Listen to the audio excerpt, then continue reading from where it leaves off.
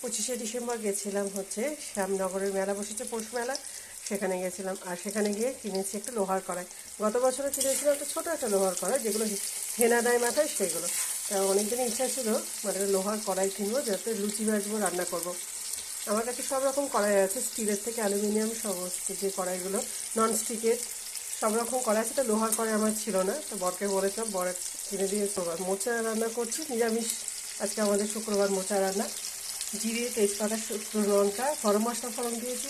তার মধ্যে ফোড়ন দেওয়ার পর আলু, মটরশুঁটি আর টমেটোটাকে খুব ভালোভাবে ভেজে নিচ্ছি। এর মধ্যে মশলা দিয়ে দেবো জিরে, আদা বাটা।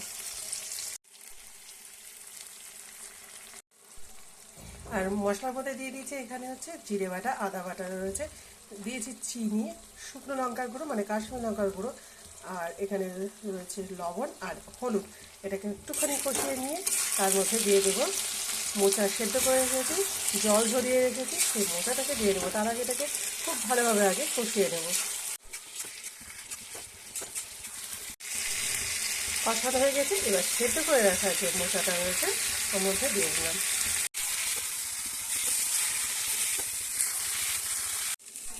মোচা রান্না পুরো কমপ্লিট হয়ে গেছে। এবার ঘি একটু গরম মশলা দিয়ে নামিয়ে নিলে তৈরি আমার নিরামিষ মোচা।